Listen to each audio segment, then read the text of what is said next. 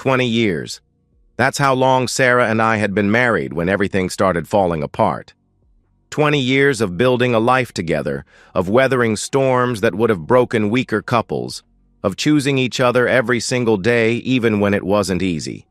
I wasn't perfect. God knows I had my flaws. But I was faithful. Even when that redhead at the office made it clear she was interested, even when my college buddy's divorce left him prowling bars and begging me to join him, I came home to Sarah. Every night.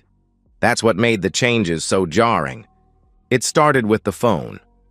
Sarah had always been casual about her cell, leaving it on counters, asking me to check her messages when she was driving. But suddenly it was glued to her hand, screen down on every surface, password locked for the first time in our marriage. She'd smile at texts in ways that made my stomach twist, little secret grins that never seemed directed at anything I'd said or done. "Who's that?" I'd ask, trying to keep my voice light. "Just work stuff," she'd say, but her fingers would curl protectively around the device. Then came the wardrobe changes. Sarah had always dressed nicely but practically. Comfortable jeans, modest tops, the kind of clothes that said married mom without apology. But she started shopping more, coming home with bags from stores she'd never frequented before. Tighter shirts, lower necklines, skirts that rode higher than anything she'd worn since college.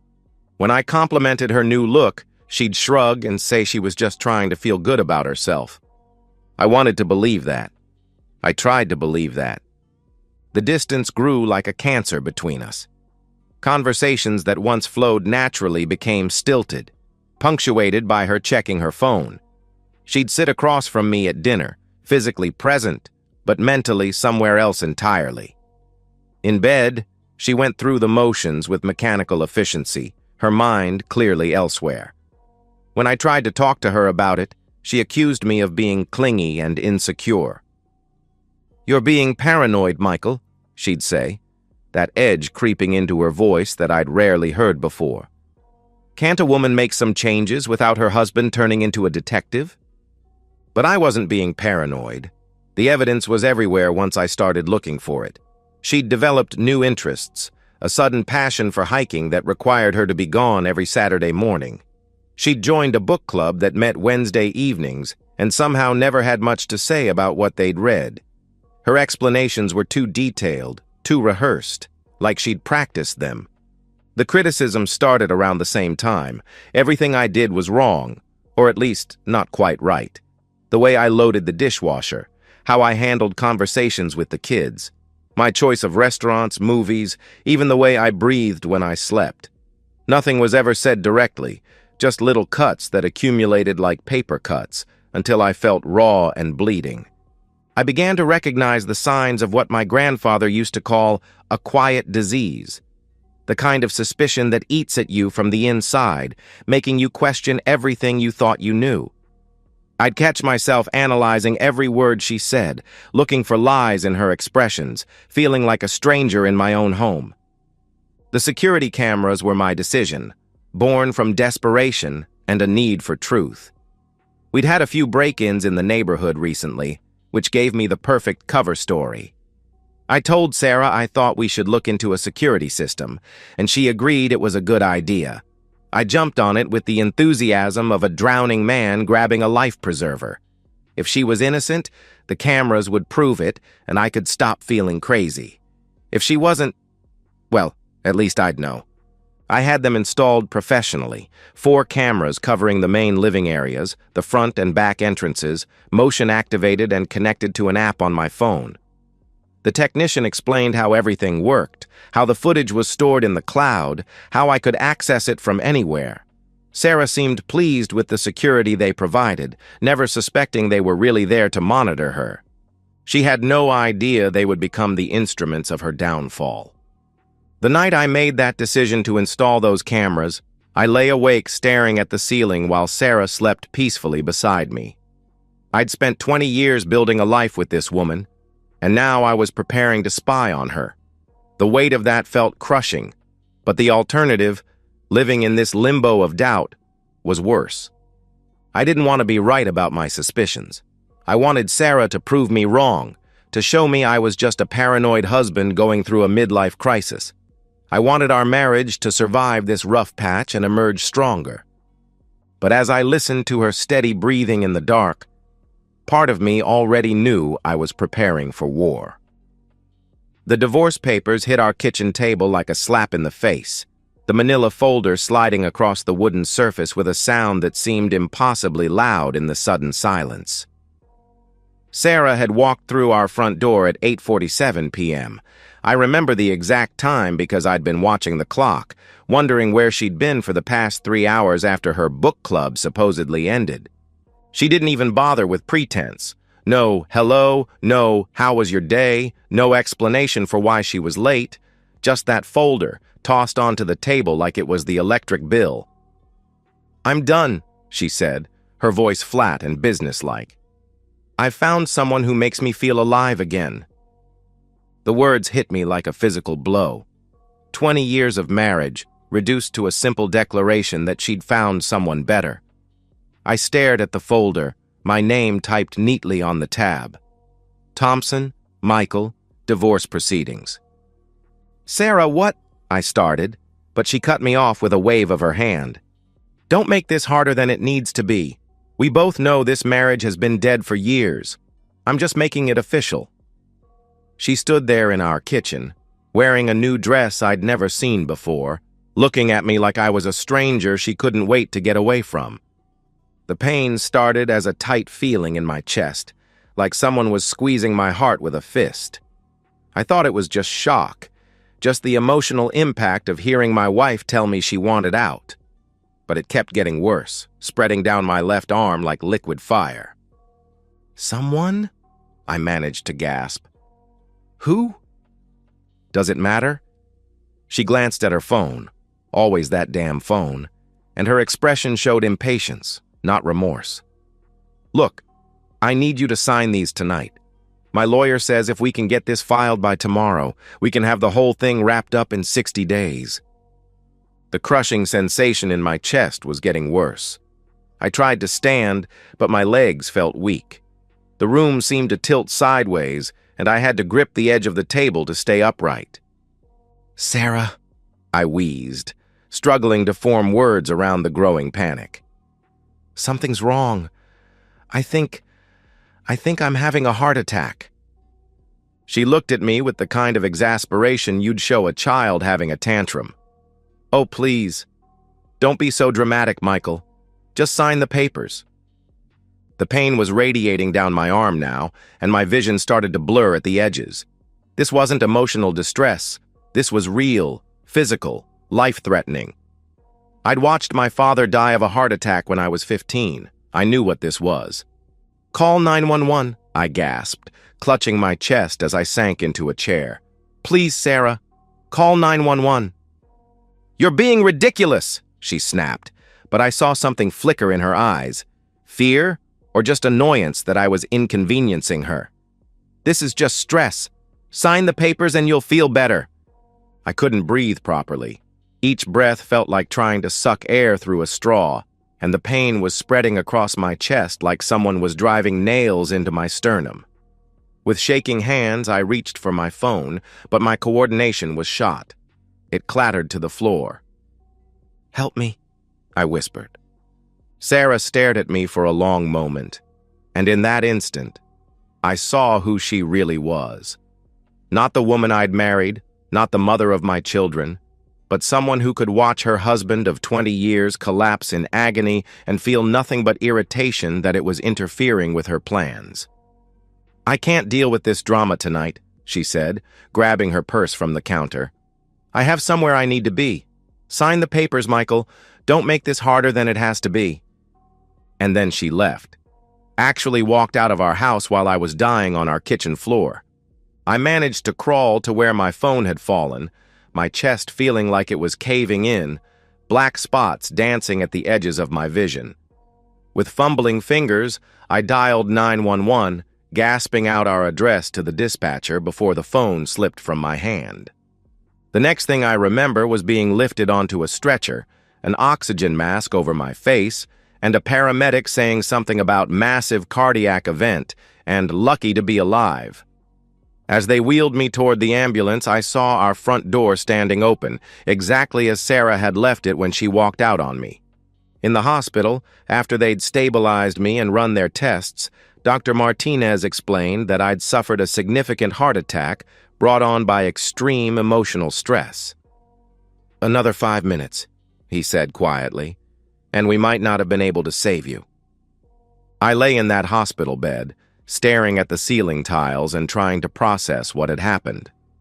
My wife of 20 years had served me divorce papers, confessed to finding someone else, and then literally left me to die when I needed her most.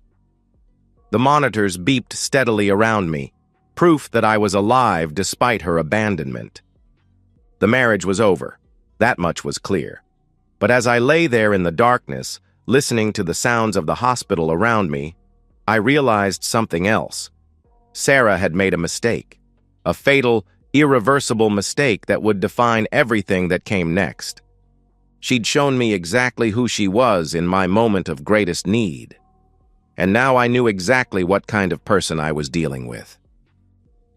My son David arrived at the hospital first, still wearing his work uniform from the construction site, paint splattered on his jeans and concern etched deep in his face. My daughter Lisa came 20 minutes later, having driven straight from her apartment across town. They both looked scared, the kind of fear that comes from getting a call that says, "Dad's in the hospital." "Where's Mom?"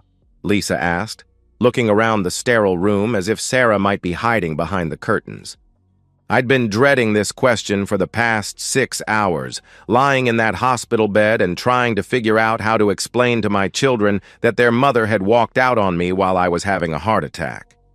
How do you destroy someone's image of their parent without destroying them in the process?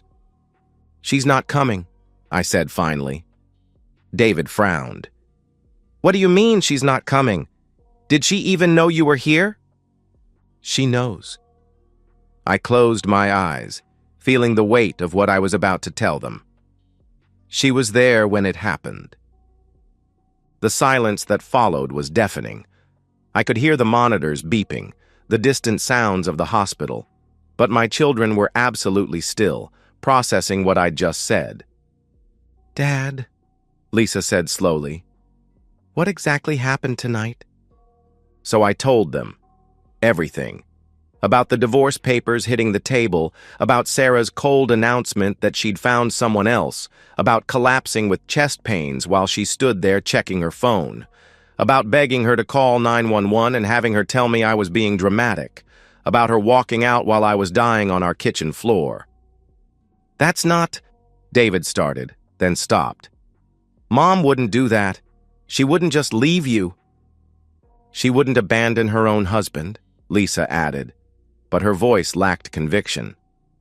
I understood their disbelief.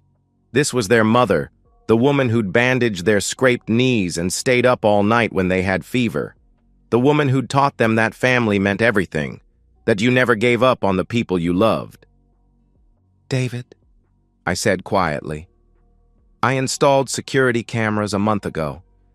The footage from tonight, it's all there." My son stared at me for a long moment, then pulled out his phone. "Give me the login information." I watched him access the app, watched his face change as he scrolled through the timeline to 8:47 p.m. He didn't say anything, just handed Lisa the phone and walked to the window, his hands clenched into fists. Lisa's face went white as she watched the footage. I couldn't see the screen, but I knew what she was seeing. Her mother tossing divorce papers on the table like trash, telling her father she'd found someone better, and then walking away while he collapsed in agony. "Oh my God," she whispered. "Oh my God, Dad, she really—" The door opened, and Sarah walked in carrying a bouquet of flowers and wearing an expression of practiced concern. She must have learned I was in the hospital from someone. Probably called our house and gotten the message from whoever had found the front door standing open.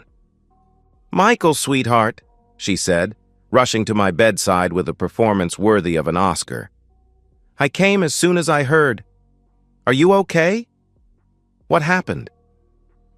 The transformation was stunning. Gone was the cold, impatient woman who'd served me divorce papers. In her place stood the devoted wife, all tears and worry and gentle touches. "You know exactly what happened," David said from the window, his voice deadly quiet. Sarah turned to him with that same concerned expression. "David, honey, I don't understand." "We watched the footage, Mom." Lisa held up the phone, the screen still showing the damning evidence. "We saw everything." For just a moment, Sarah's mask slipped. I saw panic flicker across her face before she recovered, but it was too late. My children had seen it too. "That's not," she started, then seemed to realize how trapped she was. "You don't understand. It's complicated." "Complicated?" David stepped away from the window, and I could see the barely controlled rage in his posture. "You left him to die, Mom.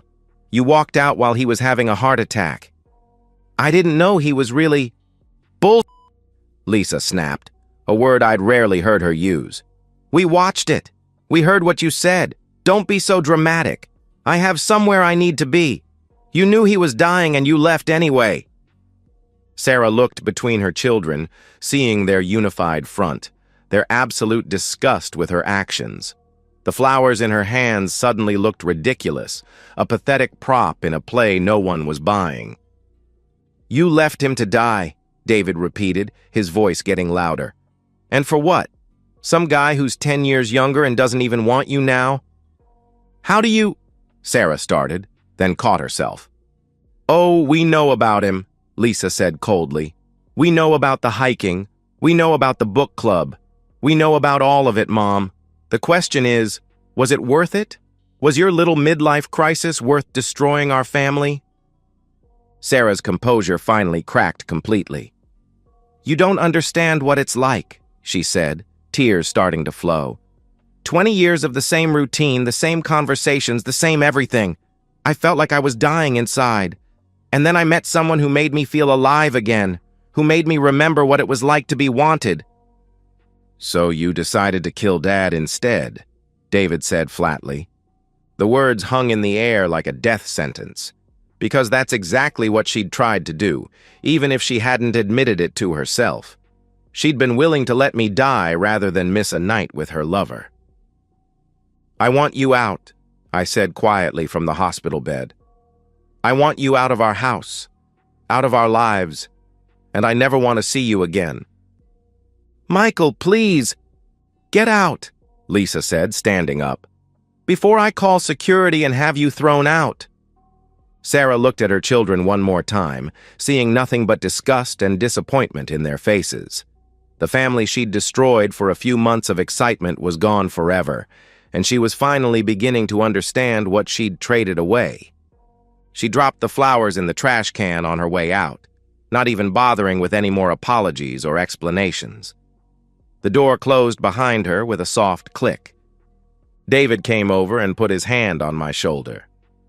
"We're with you, Dad. Whatever you need."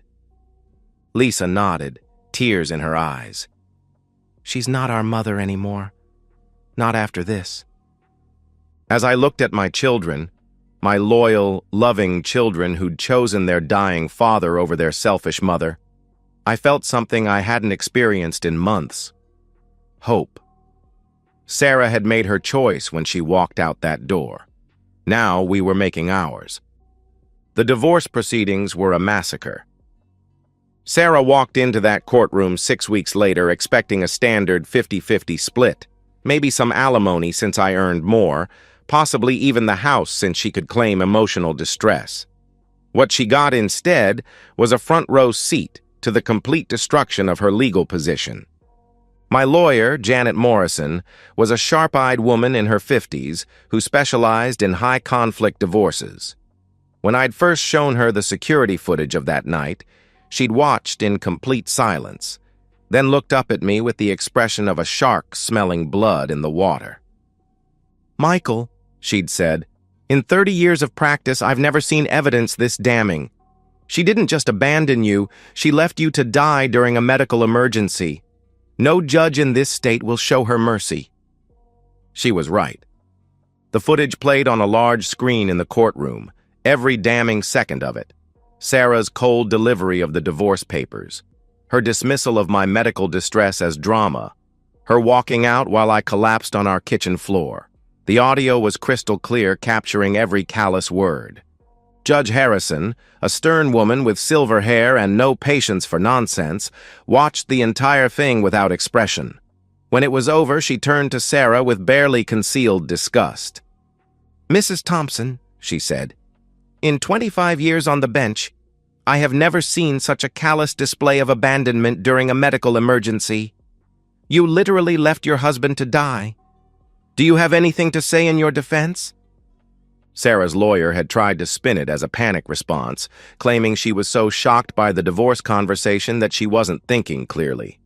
But the footage made a liar of that argument. There was no shock in her voice, no panic in her movements, just cold calculation and impatience. "Your Honor," Sarah said, standing shakily, "I know how it looks, but I was confused and scared." "Confused?" Judge Harrison's voice cut through her excuse like a blade. "You were confused about whether to call 911 when your husband was having a heart attack? You were scared of what, exactly? Missing a social engagement?" The divorce settlement was brutal and absolute. Sarah got nothing. Not the house, not half the assets, not a penny of alimony. The judge ruled that her abandonment during a medical emergency constituted extreme cruelty and awarded me everything. The 20 years we'd built together, the house we'd called home, the retirement accounts we'd contributed to, all of it stayed with me. The court finds that Mrs. Thompson's actions on the night in question constitute such extreme abandonment and cruelty that no financial award is warranted, Judge Harrison declared. Furthermore, given the evidence of infidelity and callous disregard for her husband's welfare, this court sees no reason to provide ongoing support to someone who was willing to let her spouse die rather than inconvenience herself. Sarah's face went white as the reality sank in. She'd expected to walk away with enough money to start her new life comfortably. Instead, she was walking away with nothing but the clothes on her back and whatever assets were solely in her name, her car and a small savings account she'd opened separately. But the real kicker came that evening. I was at home, finally back in my own house after 3 days in the hospital, when David called me with news that would have been funny if it weren't so predictable. "Dad," he said, barely containing his laughter, "you're not going to believe this. Mom's boyfriend dumped her." "What?" "Lisa ran into Sarah's sister at the grocery store. Apparently, Loverboy found out about the divorce settlement this morning. When he learned that Mom was walking away with nothing, and I mean nothing, he suddenly remembered he had other commitments, broke up with her via text message. The poetic justice was perfect. Sarah had destroyed our marriage for a man who turned out to be exactly what I'd suspected, a gold digger looking for an easy ride. The moment he realized there would be no money, no house, no comfortable lifestyle funded by her divorce settlement, he vanished like smoke. She'd traded 20 years of marriage and the love of her children for a few months with a man who didn't even have the decency to break up with her in person once the money was gone. Over the following weeks, the social consequences multiplied. Word spread through our community about what had happened, not through gossip or rumor, but through simple truth. The security footage had been shown in open court, becoming part of the public record. Friends who heard about it were horrified. Neighbors who'd known us for years stopped speaking to Sarah entirely. Her own sister called to tell me she was ashamed of what Sarah had done. "I raised her better than that," she said, tears in her voice. "I don't know what happened to the woman I thought I knew." Sarah tried to contact me several times in the weeks following the divorce. Calls, texts, even showing up at the house once. But I'd learned my lesson about her true nature that night in the kitchen. I let every call ring through to voicemail, deleted every text unread, and called the police when she appeared on my property. The children maintained their position too. No contact, no forgiveness, no second chances. Sarah had shown them who she really was in that hospital room, and they'd made their choice accordingly. 6 months after the divorce was finalized, I learned through mutual acquaintances that Sarah was living in a one-bedroom apartment downtown, working retail to pay her bills, completely cut off from the life she'd tried to abandon. Her lover was long gone, her children wanted nothing to do with her, and her social circle had evaporated. She'd gotten exactly what she'd asked for that night when she threw those divorce papers on our table: freedom from our marriage. She just hadn't understood that freedom would come at the cost of everything else she'd ever valued. I didn't feel sorry for her. I felt something much more satisfying: justice. 2 years have passed since that night, and I'm sitting in my backyard on a Sunday morning, drinking coffee and watching my grandson play on the swing set David built last month. The heart attack changed me physically. I take medication now, watch my diet more carefully, exercise regularly, but the emotional changes run much deeper. I learned something valuable about people during those dark months. You discover who someone really is when they think it costs them nothing to show you. Sarah thought she could walk away from our marriage without consequences, so she showed me exactly how little 20 years meant to her. She thought she could abandon me during a medical emergency because there would be no witnesses to judge her for it. She was wrong on both counts.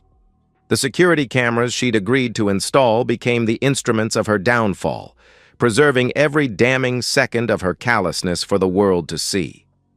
The children she thought would never learn the truth became her harshest judges when confronted with video evidence of her cruelty.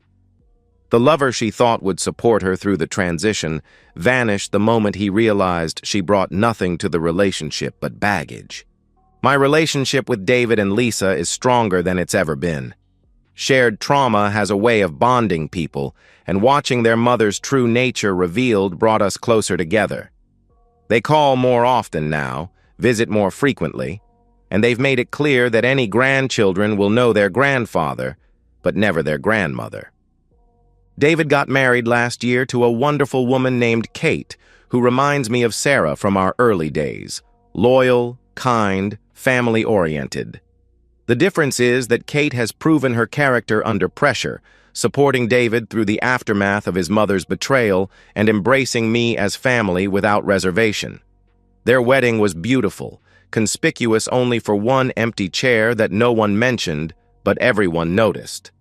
Lisa is thriving in her career as a nurse, and she tells me that seeing Sarah's abandonment during my medical emergency actually strengthened her commitment to helping people in their most vulnerable moments. "I never want to be the person who walks away when someone needs help," she said once, and I could hear the echo of that night in her voice. The house feels different now, cleaner somehow, free of the tension and secrets that had poisoned it during Sarah's final months here.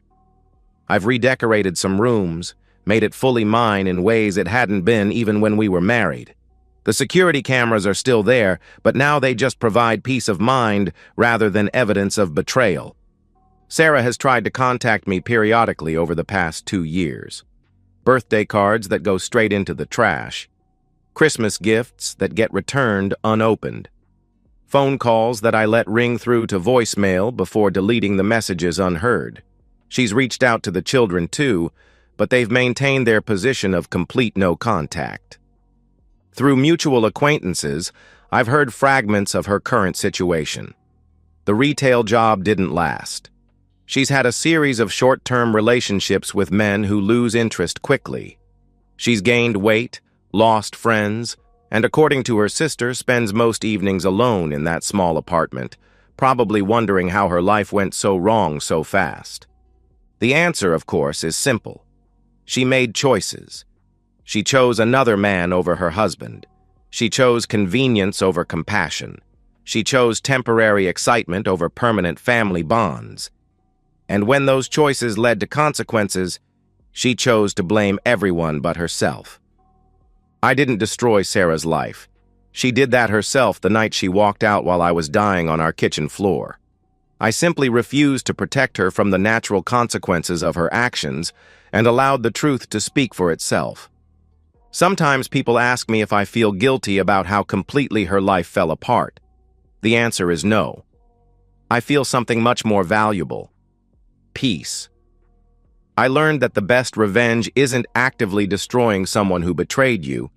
It's surviving their attempt to destroy you and building something better from the ashes they left behind. As I watch my grandson laugh on his swing, I think about the lessons this experience taught me. I know now that real love shows itself in moments of crisis, not in moments of comfort. I know that actions reveal character in ways that words never can. And I know that sometimes the most important thing you can do is simply refuse to enable someone's worst behavior, even when that someone is the person you once thought you'd love forever. The sun is warm on my face, my coffee is perfect, and in a few hours, my children will join me for Sunday dinner in the house that Sarah tried to take from me. It's a good life. Not the one I planned, but the one I built from the ruins of the one she destroyed. And that's enough. More than enough. And so, we've reached the end of today's story. Was it what you expected, or did it take a twist you didn't see coming? I'm curious to hear your thoughts. Share them in the comments below, and let's get a conversation going. If this story kept you hooked, make sure to hit that like button. And if you're new here or just haven't subscribed yet, now's the perfect time to join our community. I bring you fresh, captivating stories every day, so click that subscribe button and turn on notifications so you never miss out. Thanks for watching, and I'll see you in the next one.